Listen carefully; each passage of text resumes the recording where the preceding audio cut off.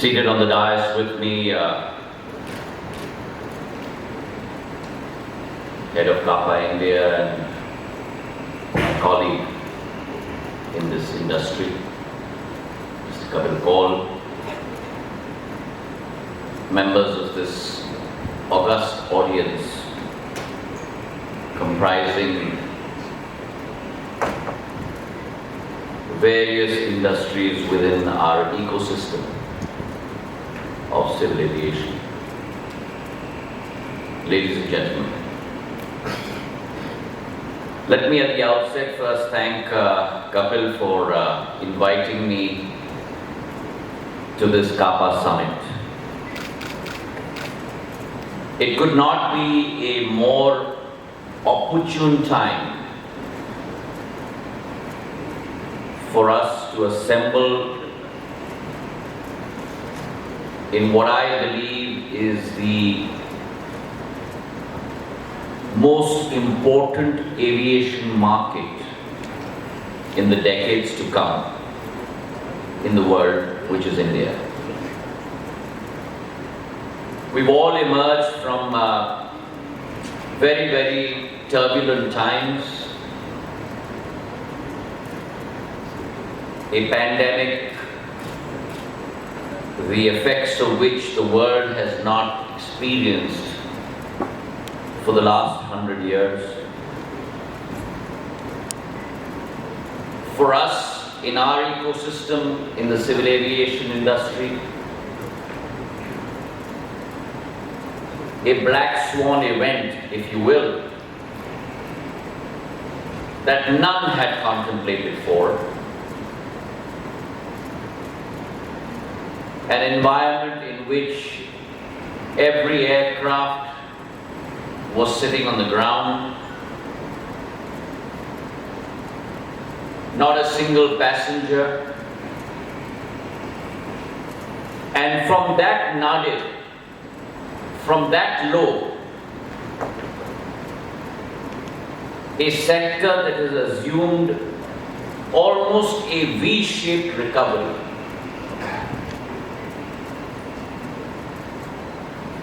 New highs across every parameter. Within India, we had roughly about 410,000 passengers per day. That was our high pre-COVID in 2019. In the last couple of months, we have on a daily basis been breaking that record. The latest high has been 456,000 passengers, but what pleases me and at the same time poses a challenge for me for the next high season that will come starting October is that now on a daily basis, even though the high season is over, we are still experiencing between 420 to 440,000 passengers per day in India. Now that talks of the opportunity.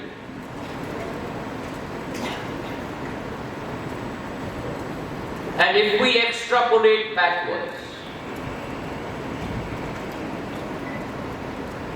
though as Warren Buffett has said that the past is never a great predictor of the future, and we've all known that in our experience. But a country that a decade ago, in 2013 and 14, a country that had only 14 million domestic passengers, in 10 years, today has 144 million domestic passengers. 10 times growth in 10 years. That is the potential that we are talking about. The number of passengers in the last 6 years has almost doubled again from 60 million to 140 million. A CAGR of almost 14.5%. And even on the international side. So where on the one hand 2004 to 2023, 10 times growth in 20 years, more than a doubling of growth in the last 10 years from 13-14 to 22-23, from 60 million to 144 million, 14.5% CAGR on the domestic side. The international side has also grown in the last 6 years at a CAGR of close to 6.5%. Now when we look at this opportunity of tremendous growth, one thinks of saturation of markets.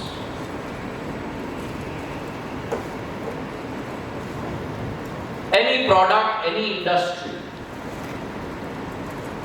has an S-shaped evolution curve.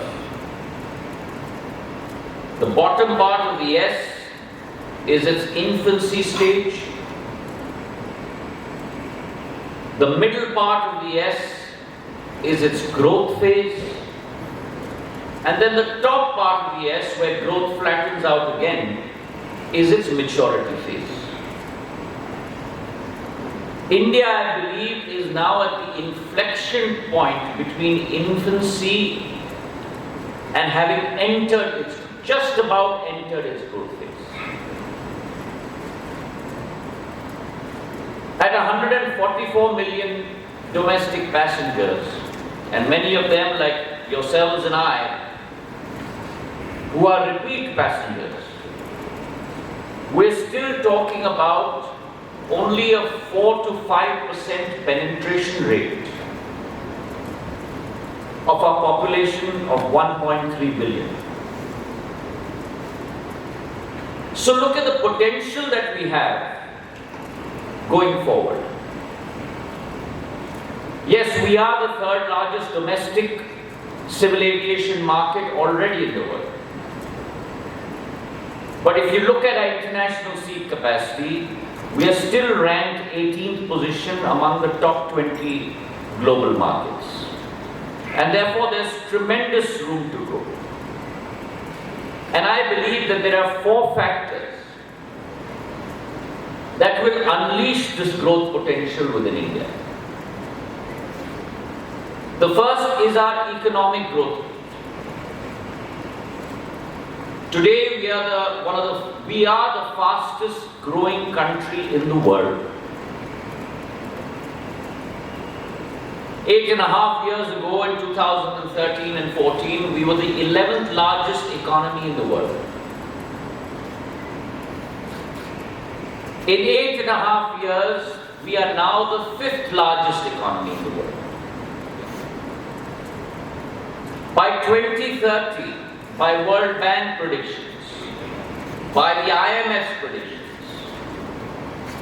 we will become the 3rd largest economy in the world, ahead of Germany and Japan. So our economic growth rate is going to be a huge multiplier for our civil aviation sector.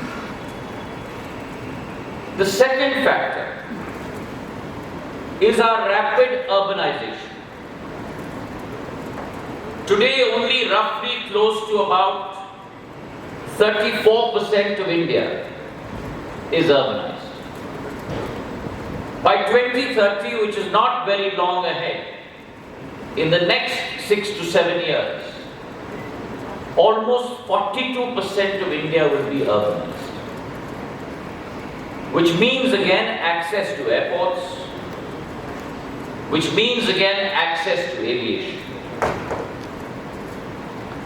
The third factor is our disposable income. Levels of disposable income based on the per capita income rise within India have risen exponentially. and therefore the capability and the propensity of our citizens to be able to travel by air as opposed to any other means. And the fourth factor, which I believe is the most important, India today has become an aspirational country.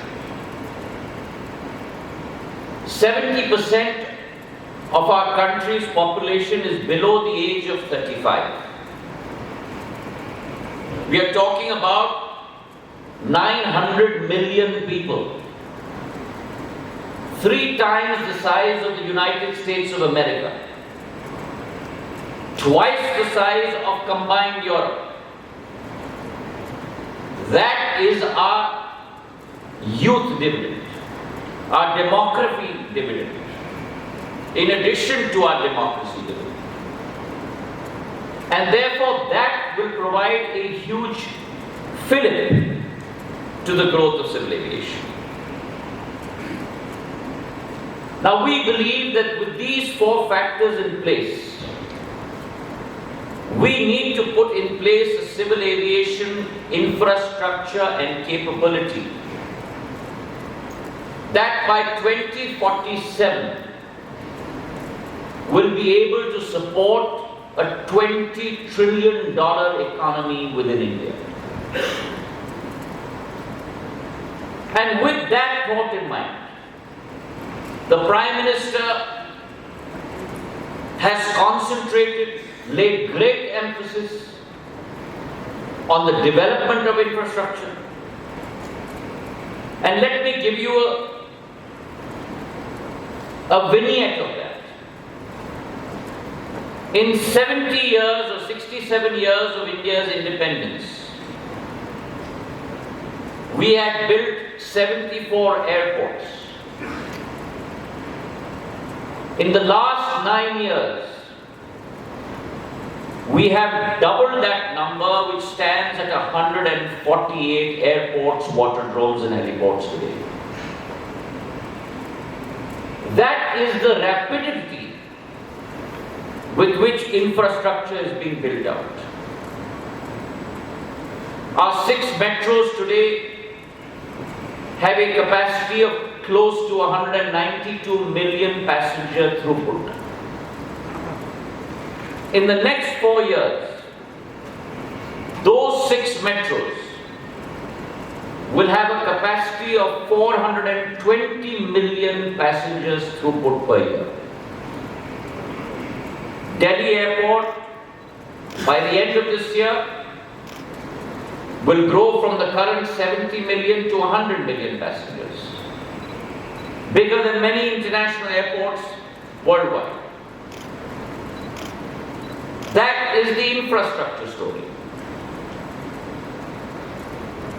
On the fleet side, a country that had a fleet of 400 planes 8 years ago, today has a fleet of upward of 700 planes. You all have just heard of the largest order in international civil aviation history. The 470 airplane order by Air India, close to $70 billion. Other airlines already have their orders in their pipeline. And we're looking at an addition of fleet, taking our number close to about 2,000 in the next 5 to 7 years. So infrastructure as well as fleet strength is increasing. But whilst we do that, it's also important to make sure that stopgap measures are in place to provide facilitation. Surprisingly and shockingly, the situation has turned the other way. Where at one point we did not have passengers to fill our airplanes due to COVID. Now we do not have enough airplanes to fly our passengers. And therefore, to fill this gap between the latency of manufacturers' capability to supply airplanes to our airlines and to make sure that we are able to fly as many passengers as possible, we have tweaked our wet lease program within our ministry, which used to be a 3+3 month program, 6 months.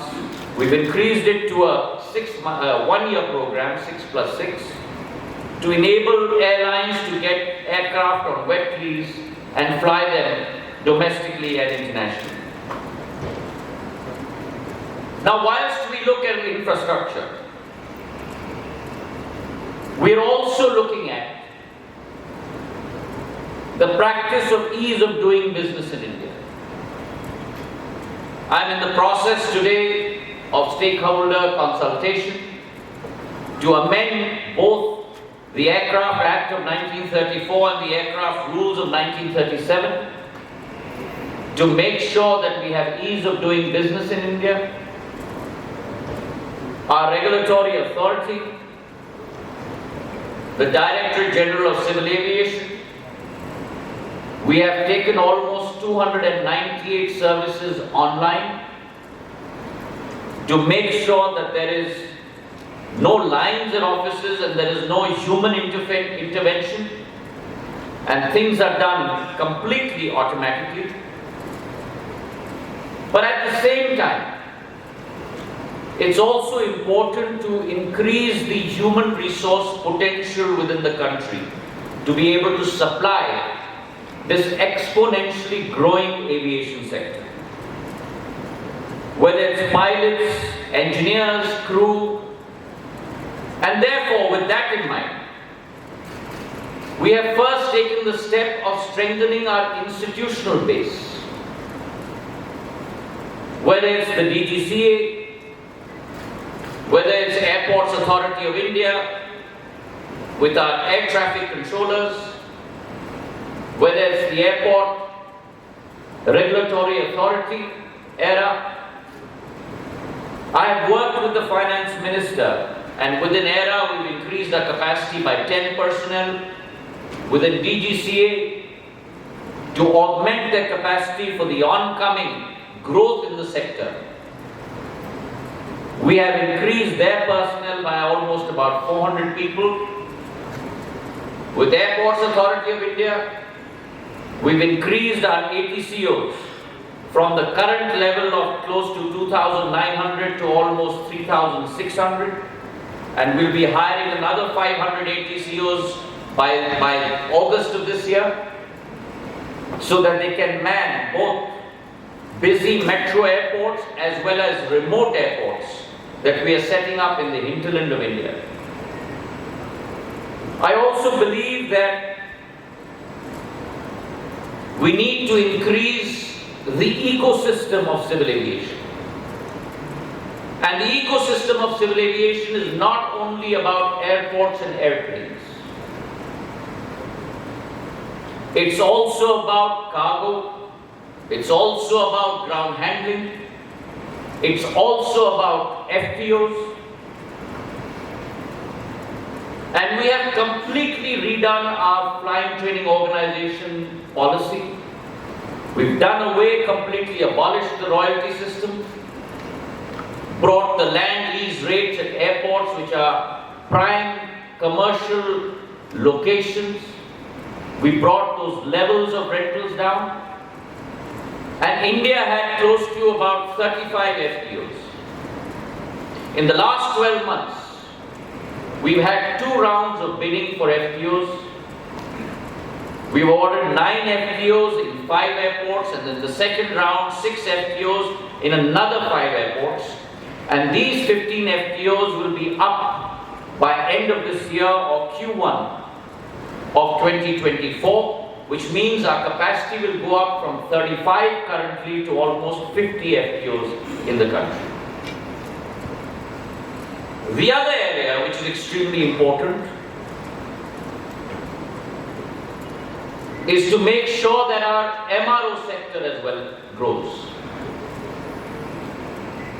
Earlier, India did not have a large enough fleet strength to support the rapid growth of MROs.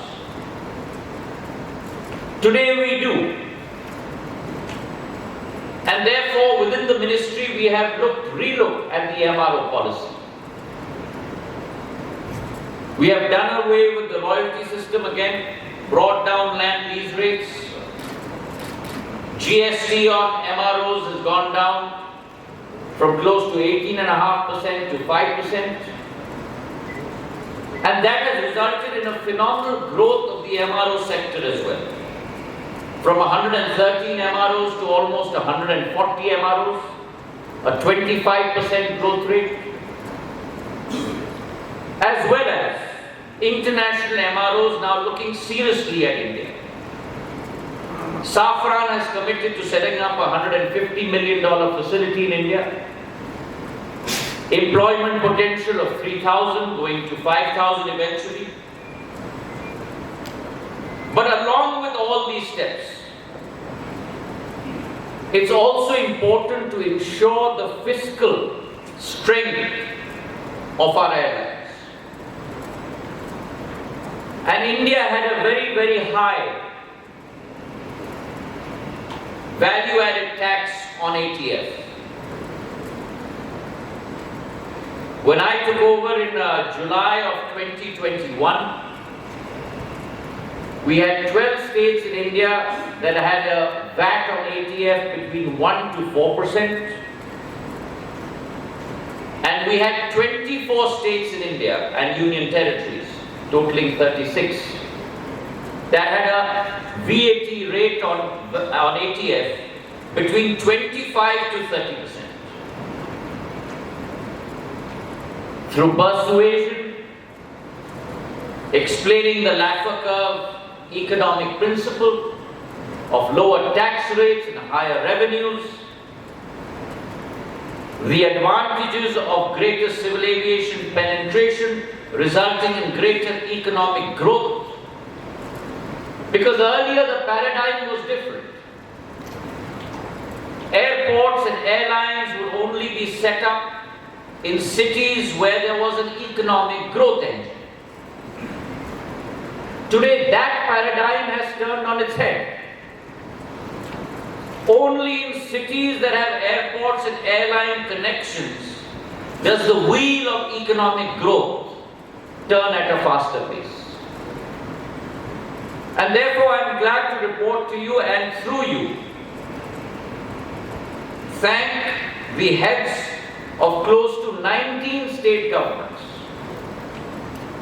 that have since then lowered their VAT rate on ATF from the prohibitory 25-30% to between 1 to 4%. And therefore now within India, whereas we had only 12 states with low VAT rates, we now have 31 states with low VAT rates between 1 to 4% and only 5 outlier states left with higher VAT rates. Now that will provide a new engine for the aviation sector. Now along with that, I also believe that the time is now right for India to look at manufacturing of aerospace products within India. The ecosystem has been set up. We already have many international companies that are manufacturing in India, some components, many more ambitious dreams of aircraft. Boeing today exports close to $1 billion worth of products from India. Airbus close to 650 million. Collins Aerospace is in India, Raytheon is in India. And the most ambitious project is a joint venture between Tata and Airbus to manufacture the C295 aircraft within India. India has ordered 56 of these aircrafts. 16 will be brought in fully made from their facility in Spain. The balance 40 will be manufactured and put together in our facility in India in Vadodara starting very early next year with a 20,000 crore investment by Tata and Airbus. So the time is now right for manufacturing to take off in India. Another sector which is emerging and emerging very rapidly is the area of drones. A sector that was non-existent in India until the last 2.5 years. The Prime Minister, in his visionary outlook, made a commitment and a statement that India must become the global drone hub of the world by 2030. And in a matter of months, which is unprecedented in India, unheard of in India, we brought about massive changes in our drone policy. We put together the airspace map in consultation with 36 states and union territories, central governments, where 80% of Indian airspace was determined as green, which means drones can fly at whatever height throughout that area. Along with that, we put in place a production-linked incentive scheme for the drone sector. Then an industry which was in its infancy at 60 crores, a PLI scheme of 120 crores, twice the size of the industry. And in a matter of 12 months, that industry has grown from 60 crores to almost 800 crores. That's the sort of multiple of growth that we are seeing in India. And we believe that this industry has the capability to become a 3 lakh crore industry by 2030, give about almost 2.5 lakh jobs, and the capability of this industry across the length and breadth of the country is tremendous. We're already flying vaccines in India by drones. We're already flying blood plasma organs by drones. We're already using drones in agricultural area for spraying of pesticides. We're using drones for looking at mining activities. We're looking at drones for servicing power transmission towers. So the journey has already begun. And therefore, this invitation is to all of you. Come and be a part of our India growth story in civil aviation, a sector which will see new heights in the days to come. I welcome all of you to this conference and thank you very much for having me.